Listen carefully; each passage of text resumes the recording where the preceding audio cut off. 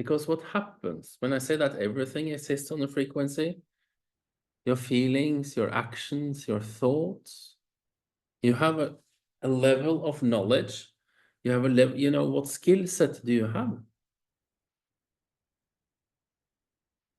If you ask a billionaire or a millionaire what was the most difficult, they will say to make the first million.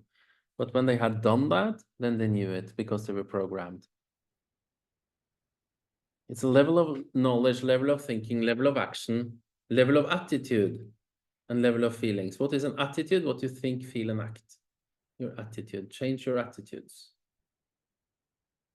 And from where you are today to where you want to go, that's an opportunity gap. What is the opportunity? You become a better version of yourself. You upgrade yourself. You become really good at selling. You become really good at marketing. You become really good at making money. You become really good at delivering a service. You become really good at being happy. That's not bad. I changed my thinking. I changed my feelings to a higher level. Sometimes I wonder, how happy can I be? Can I feel happiness in my ears? I don't know yet. I haven't been there, but I'm pretty sure you can feel happiness in your ear. And it's what happened was that I accepted the idea that I could be happy, you know, and one idea can change your life. One idea can change your life. All it takes is one idea. And you just have to accept it. Remember I said, in the intellectual mind, we accept and reject ideas. And this is the golden buzzer to change your life. Accept this idea. Accept it. If I can do it, you can do it. Just accept and be ready to push that golden buzzer. Be really ready to push that golden buzzer. And that is not the red one. That is not reject. That is the green one. Accept this idea. You can live the life you really want. Just accept it. You don't have to know how. How is the wrong question. The right question is, what can I do to get there? If you had known how, you would have already done it, right? But you are not on that level. You're not on that frequency where you have the knowledge, right? Because you are still here. You don't know how to go there. You will never know. Continue asking yourself how, you will never know. But if you start and just accept that you can live the life you truly want, then you will start to change. So how do you really want to live? What do you really want? Do you want to, how much money do you want to have? Enough, a lot of people tell us. Well, how much is enough? I don't know. But figure it out. How much is enough? And how do you really want to live? It's a good thought, isn't it? If you close your eyes and think, oh, I wonder, oh, that would be nice. And what do you really want to do? I wanted for many years to sail around the world. The picture, the one I imagined, the picture I had of sailing and start that journey was just amazing. Kept me going for many, many years. Now I have other goals, but now we are actually sailing around the world. We do it in a different way than I thought, but we do it. And it's all about this, that success is 95% mindset, 5% strategy. If you are in the corporate world, people say that, you know, we have to make a good strategy.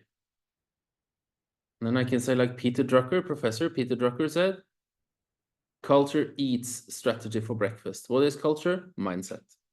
Nothing else. Nothing else. It is 95% what you think and 5% what you do. Right? And this is Andrew Carnegie. Back in 1915, I think. Andrew Carnegie, the man that Carnegie Hall is named after, New York, he created the American steel industry, which is the foundation for the American empire.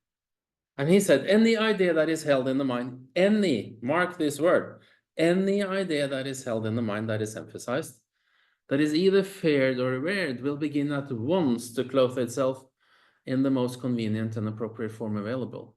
If you let that sink in, any idea that is held in the mind will become what we think about. Either it's feared or revered.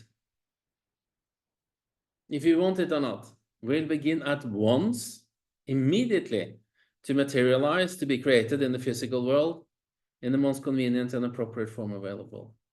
And he was asked, Mr. Carnegie, what is the one thing that is unique for you that has created this wealth? And he was very wealthy. And he was happy. And he said, I can focus on one idea only for 5 minutes. 5 minutes. It's impressive, right? To think only about one thing, but that is all it takes. And Carnegie asked Napoleon Hill if you heard about the book called Think and Grow Rich. Andrew Carnegie was the one that hired Napoleon Hill to write that book, which has changed so many lives. If you don't, Jim Rohn said this, if you don't like how things are, change it. You are not the tree. Right? You're not the tree. Change it. Just start to change it. That is all it takes. And my recommendation is to do this. Write down all the things you are afraid of and on a piece of paper. Burn it safely, completely while watching, but burn it safely. Write down all the things you're afraid of. Afraid of losing what you have, afraid of not being good enough, afraid of what others would say. Afraid of ill health, bad health, afraid of death. I don't know. Just write it down. I was afraid of losing everything I had. I was afraid of what others would say. I was afraid of losing myself. Because I had this self-image where I was this successful corporate leader. I had done that career. I was 50 years old. I was done being CEO. Now I was chairman of boards. And then I was so afraid. What would others say? And how was that? But I did this. I wrote down, and I did.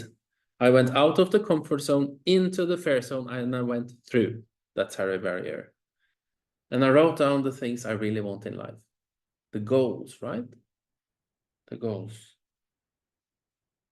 So do that. Get rid of all your fears. A fear is a fear, and that is all there is to it, you know.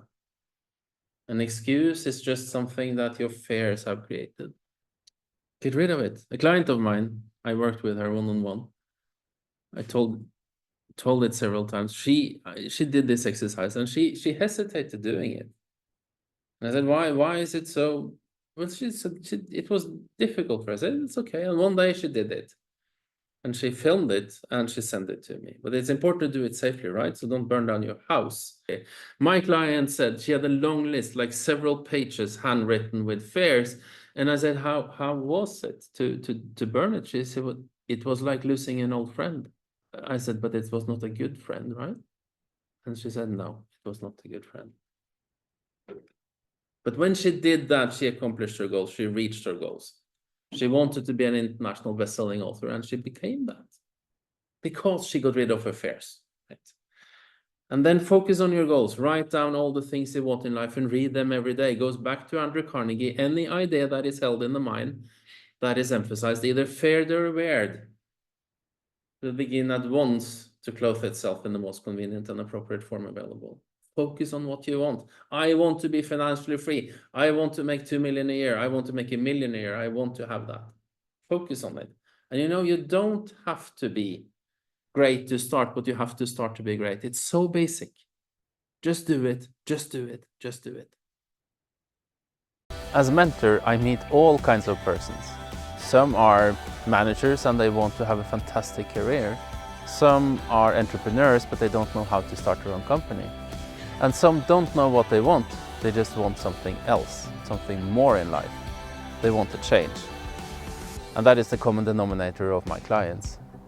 They want to change their life. They want to see how far they can go, or they just want to have freedom. If you want to change something in your life, you don't know what it is, or you know what it is, I would love helping you.